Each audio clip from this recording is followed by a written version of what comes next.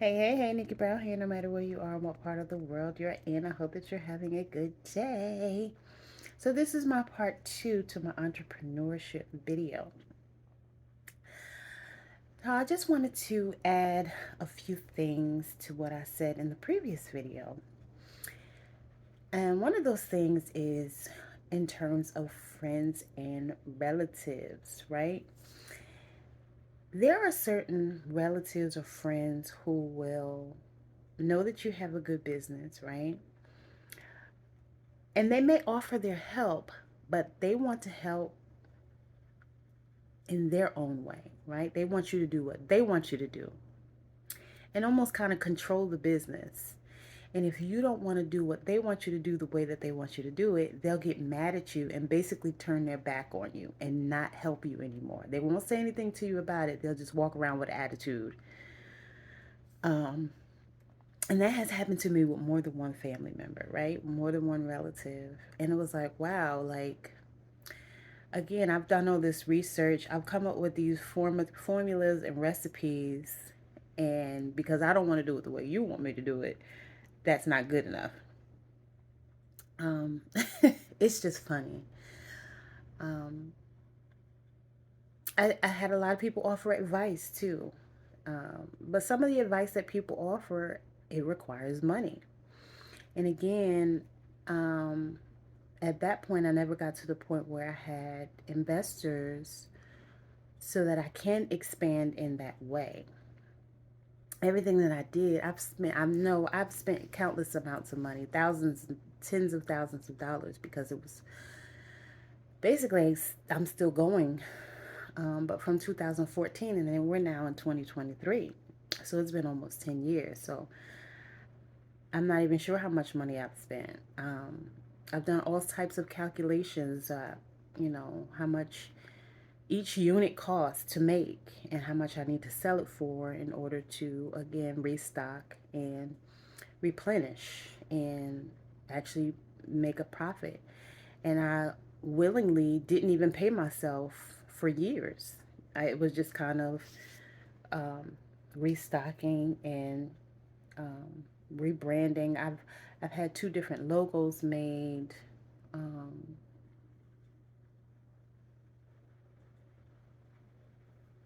I've had different labels. Um, I've even attempted to change the name of the business, which can be a blessing and a curse, as they say, because you have your regular customers who are used to the name and they don't want to change, right? And the name of my business is circa 2009. So then you have those group of people who have no idea what circa means. And so they're turned off by the name, right? And then you have those group of people who do know what it means, and they're attracted to the brand or the business. Um, then you have some people who feel like if your name is not attached to it, then, uh, then it's not as trustworthy. You will have people who think and say all types of things, especially when you're just starting out. But you have to be committed and again, learn from those experiences, learn from those naysayers, those doubters, those who are afraid and never did it for themselves and who are trying to project their own fears and insecurities onto you and your business because they never did it for themselves. So they're just going to say, "Oh, well, you just need to get a job." Right? That's good. And anytime you talk about your business or what you're doing, they're going to completely ignore you and act like you never said anything. And they're going to change the subject and talk about themselves. And they're not going to take you seriously. But a lot of it is your own thoughts, right? What are you thinking? How do you feel about yourself? How do you feel about your business? How do you feel about, you know, the goal that you're attempting to accomplish? Because our thoughts become things. So, what are you thinking? I've been saying for years, change your mind, change your life. I don't know if I got that quote from somebody else. I'm not sure. There are similar quotes, right? That have there's nothing new under the sun, right? So maybe the way that I'm saying it, I don't know if it was quoted exactly that same way, but I know it's been said a similar way. But this is one of the things that I've learned over the years. I started doing affirmations in 2015, 2016. This was during the time when I was vending, and there was a sister I would vend with, and I learned a lot from her. She would invite me to vending events, but she would tell me the price of the vending event, and it was almost like I end up paying for majority of the vending event, if not the paying for the vending event in full, because I was just starting out and she was inviting me and I may not necessarily know the ins and outs. But then she would maybe end up having a conversation with somebody who was running the event and they would say, "Oh yeah, that's why I gave you a discount." And they would be like, hmm.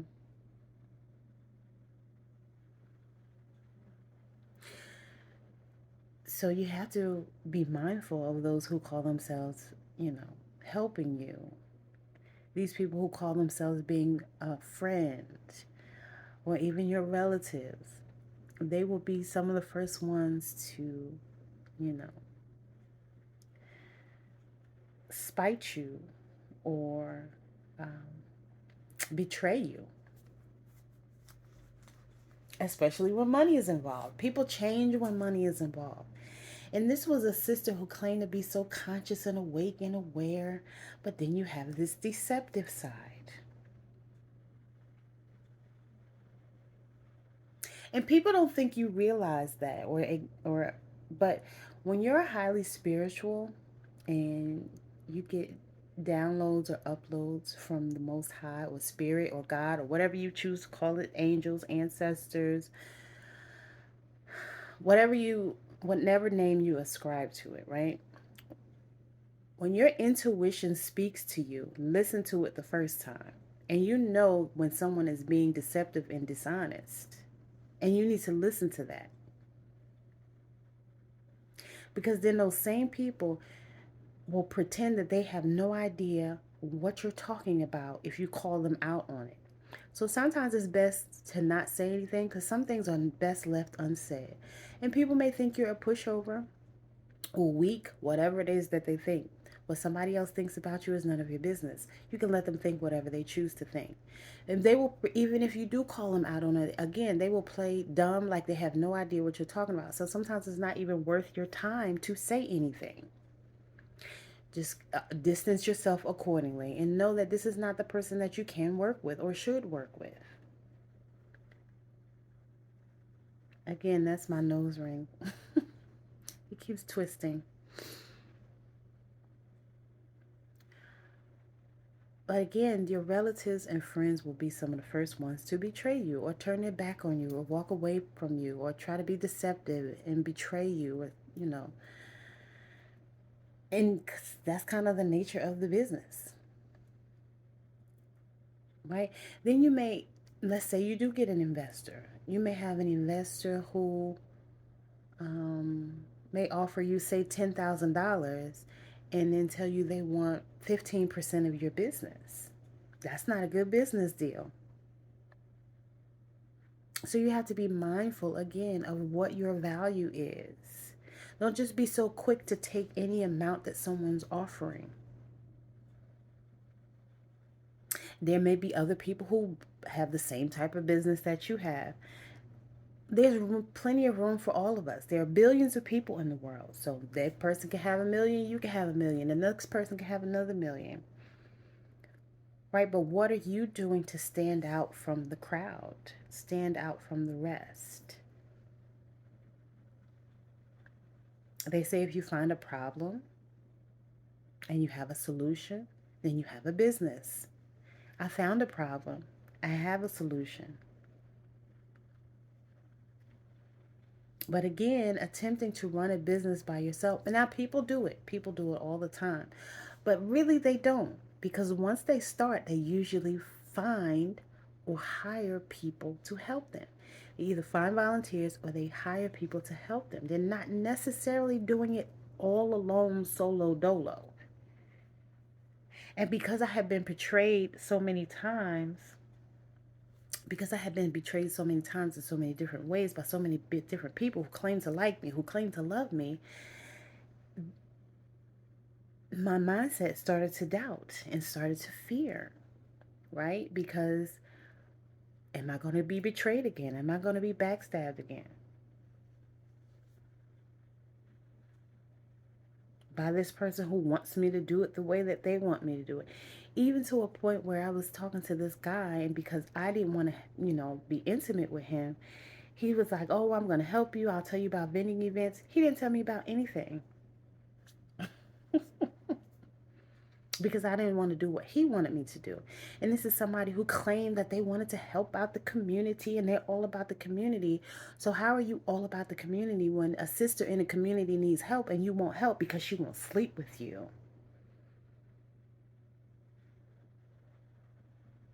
And people don't see anything wrong with this mindset.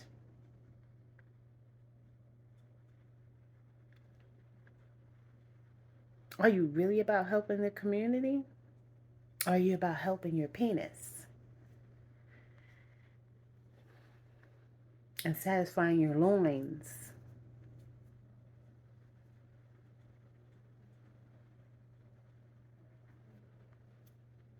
Like I said, I've written a business plan and I've had my angel, I would have loved to get an angel investor, right? Um, or multiple investors, who were willing to invest in my brand.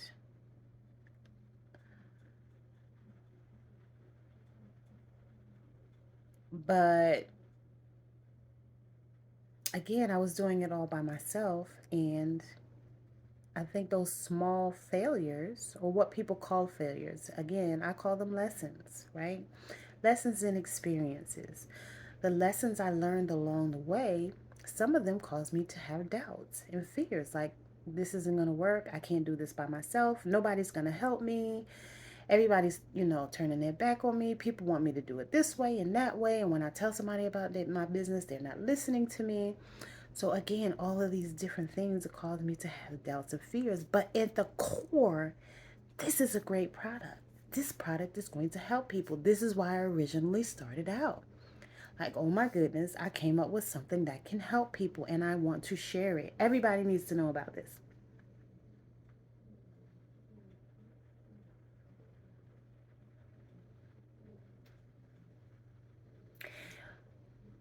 Getting people to see that vision is another story.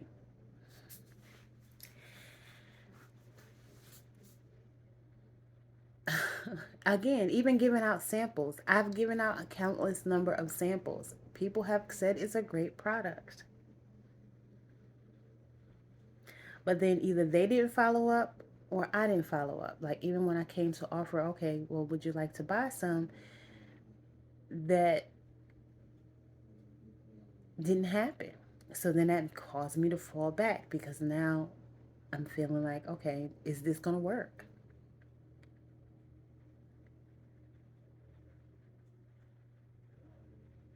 So my thoughts changed and I started to fall back a little bit because I was like, oh, well, I can't keep up with the demand that people are asking for, so why bother? At one point I'm like, okay, I need to get a commercial kitchen. But again, the sales weren't coming into the point where I could rent a commercial kitchen and I didn't have the investors. So now I'm back to square one. So now I get people to try the soap. People love the soap. I get people to try the body butter, the toothpaste, the hair oil, the body oil, the conditioner, the leave-in conditioner, um, all the things that I'm, started making because again, once people try one thing, they were like, "Oh, can you make this? Can you make that?" I made perfume, um, bath salts, body scrubs, you name it in terms of health and beauty products. I even made an oil to remove your eyelashes in a healthy way, um, to condition the eyelashes so they're less likely to fall out when you take the lashes off. right? Even had a product to clean your brushes, um, like makeup brushes. I added so many different products and services, and it was like, okay, now I have too much stuff that I'm offering. So now let me narrow it back down. Let me just offer, the body butter in these different scents, and maybe a hair oil in these different scents. And again, people love it. They see the hair growth. I grew my hair down to my back. I did cut it, and I started growing it back again, right? Um, and that's one of the reasons I had to do that, is because I put color in my hair. My hair doesn't really like those chemicals, and so it did begin to break off. Um, Although I did grow it really long. It wasn't necessarily the healthiest because, again, the color, um, although I was doing my hot oil treatments and conditioning it every week, my hair just doesn't like color. So I just eventually cut off. And some people don't cut it off, they just let it grow out. But I even, just started to cut off the damage. You know, and I went to one of the salons I went to. I went to get my hair done, and he didn't even ask. He just cut my hair. And that's a whole nother story. But that was one of the salons I went to. I gave out samples. Everybody loved it, but nobody bought anything. And that was when I first moved to Georgia. And like I said, I had a relative who was helping me, but because I didn't do it the way he wanted me to do it, he didn't want to help me. And that was just an example of one. And like I said, I've had other relatives who tried to copy what I was doing, but they didn't know the what I was doing. you know, Again, I put a lot of research, a lot of sweat equity into what I was doing. I didn't just throw some stuff at the wall and, say, here you go. It took a long time to come up with the formula and recipe, and I tried different things.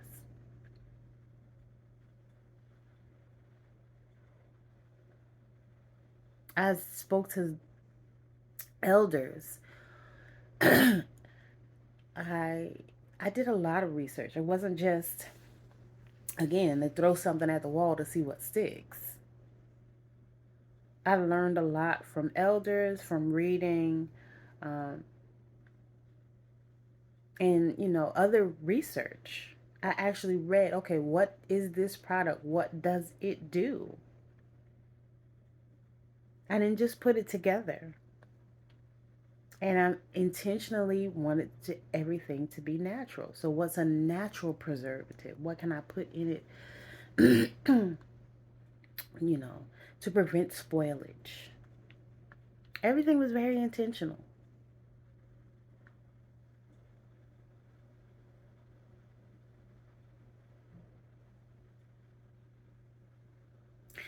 But again, when you have people who don't believe in you, although they know it's a good product because they've tried it, they will start to doubt, oh, why are you doing that?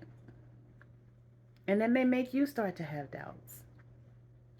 Despite all the compliments, that one doubt will maybe knock you down. Because it's like, why isn't this working? And again, I've had people who, oh, well, I'm not going to buy from her. I'm just going to make it myself. And that's fine. They have that right to. They still won't make it like you make it, but they'll make some version of it that's satisfactory to them.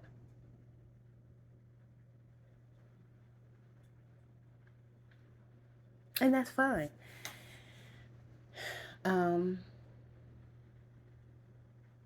but just be mindful that, your relatives and your friends may not necessarily be the ones who support you. And they may support you at first, and then they may not want to support you anymore for whatever reason.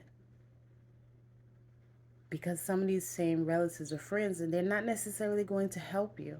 Even if you're reaching out for help, you're asking for help. Strangers may help you more than those people who actually know you. Because you can start a business by yourself, but you cannot successfully run a business by yourself. You need help. And I acknowledge that. And I had a friend who would say, oh, well, you're trying to tell me that you can't be successful at your business because you don't have help. Because one of the things that I would keep saying, because he's married, right? And he owns a store, but he always had a partner. So, no, if something went wrong, he had a partner to fall back on. Not that he was using her, but again, he had a wife to fall back on. So, what I'm suggesting is, I don't have anyone to fall back on. I have to still maintain my bills, maintain food, you know, and keep a roof over my head, gas in my car, while attempting to pour my money into this business. So I don't have anyone to fall back on. So again, like I said in a previous video, if it comes to a point where do I buy food or do I buy some bottles for some, to make a product, not knowing whether or not I'm going to sell this product, which I've done in the past and it did not work in my favor, what's my choice going to be at this point? Yes, I hear people saying they love it. Yes, there are people buying it. But are there enough people on a consistent basis to buy this product to keep me afloat? And at that particular time, that was not work. There was a point in time where I was like, okay, I was working part time and I was able to sustain and maintain. But then there came a time where, I had to go back into the workplace because it wasn't enough. And even like, again, I had someone who I worked with who was really good at sales. And I'm like, okay, help me with these sales. Help me come up with a sales pitch and I'll pay you. But this person wanted to date me. And I'm like, but if you're really interested in me and I'm saying that, and nobody has to show interest in what you're doing, right? They don't have to believe in it. They don't have to show interest in it. But from my perspective, if you're saying that you're good at this and you're not even willing to help me, why would I want to date you? And this person wanted me to do what they wanted me to do, right? So this person starts a business like, oh, well, come work for my business, but wouldn't help me with mine. And at first I was willing to help, but then I was like, no, because this is about you now monitoring me, trying to control me, and try to persuade me to do what you want me to do. I was watching a video with Lisa Nichols, and she said this guy, her now husband, pursued her for 8 years. And he would just send her a text messages saying hi or hello or whatever he would say in the messages. And once they really started talking, she said she called him one day and she was like, how come you never said, I like you and I want to take you out? And he said, because I was really shy. And so sometimes we may have people who don't do things in the way that we think that they should do them. But to a certain extent, that can be a turnoff, right? And it seems like this person is not interested in all and that they're only looking for one thing, especially if when they do say something, it's related to sex, right? So if I sleep with you, it's fine. But if I ask you to help me with my business, then, you pretend as if I didn't say anything. But then you'll ask me to help you build a business that you're starting. Because some men feel like women are only supposed to follow them. And that's the only thing that's going to make them feel like a man.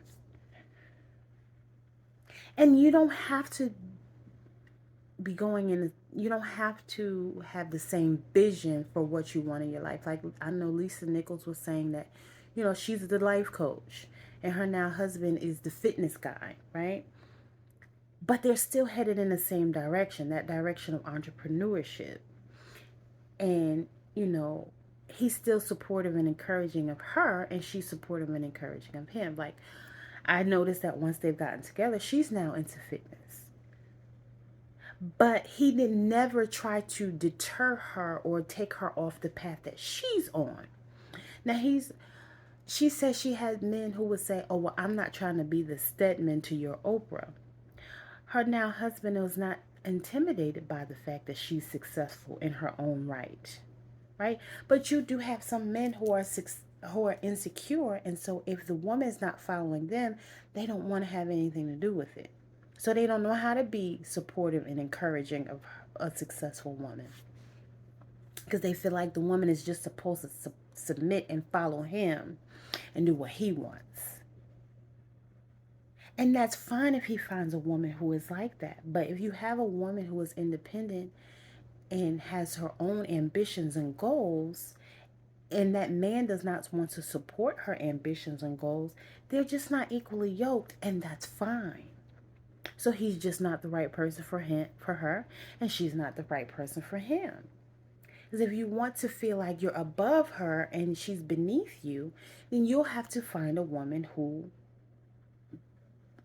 thinks that same way and will satisfy that role.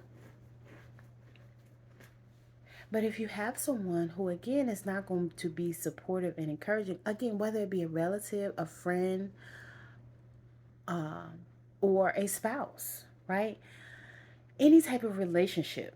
So relationships within business, so a business partner, a relative, a friend, or a potential spouse. No matter what type of relationship you have,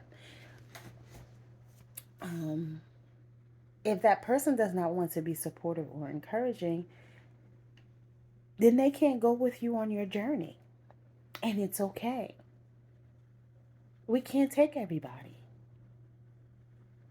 But again, you will have those people who they don't want to help you put in the work in the beginning stages, but they'll want to benefit on the back end. And that's when we have to learn to say no. There's a sister who started out on YouTube just doing her hair.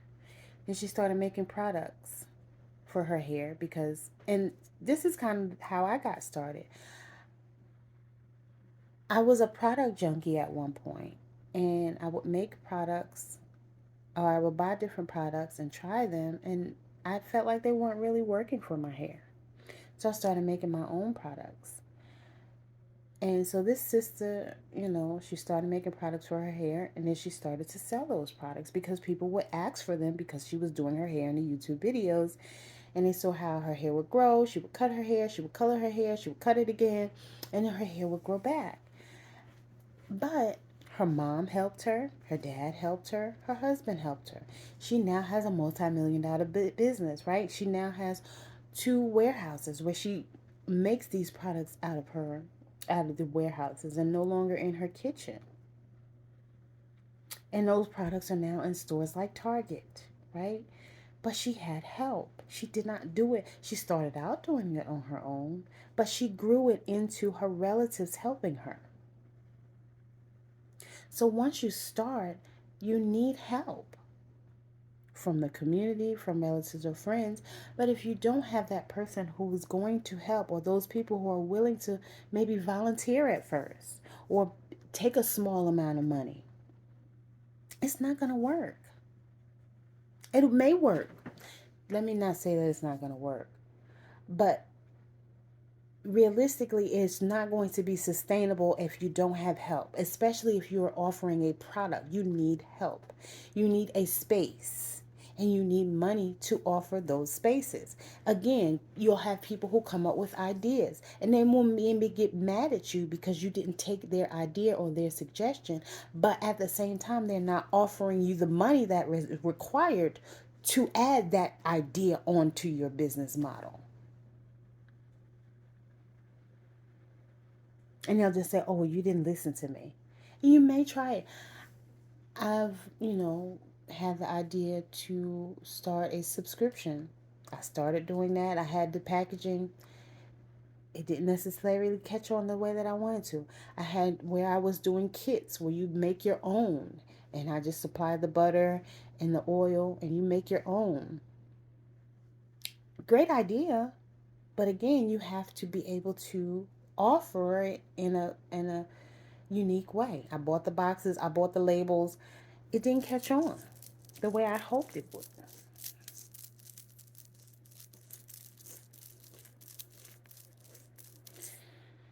I had a lot of different ideas. I tried a lot of different things.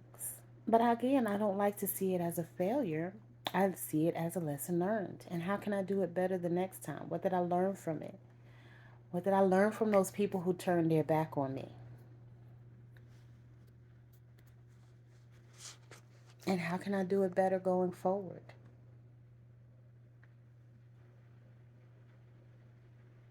How can I become a giant in the industry? I have this Giants t-shirt on, right? And so, again, I started in 2014. It's now 2023. And I'm still motivated, ready, willing, and able to revamp and start over. How can I do it better? And so I encourage you to do the same thing. No matter what other people around you are doing, what they're saying, their negative thoughts, their projections, their fears, their insecurities, their doubts.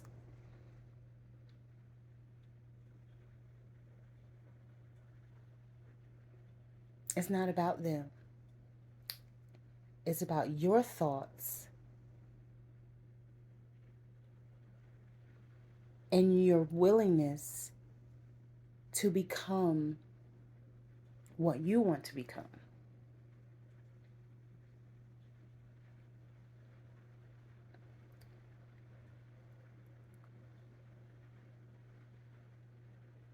So my goal is still to help and to offer people a product that I know works and will help them.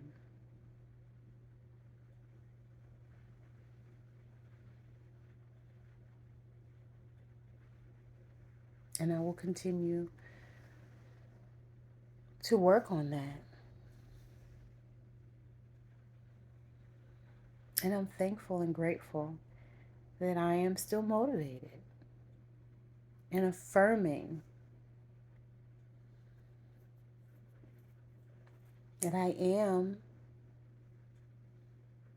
offering a product and service that will help others to help themselves.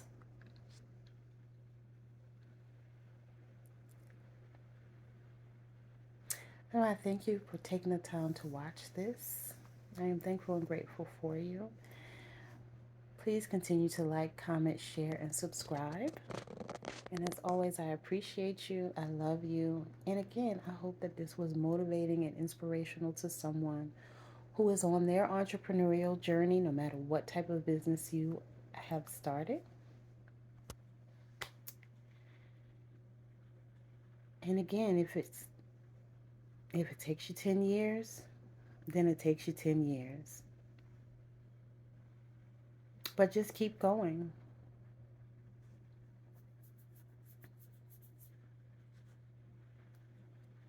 Revamp and do something different. Try it a different way. If you don't have anyone to help you, just get out there on your own. I've even had people passing out flyers, you know. You have to just do what you think is going to work for you. And do it in a way that still satisfies you as the entrepreneur. Love y'all. I really, really do. Later.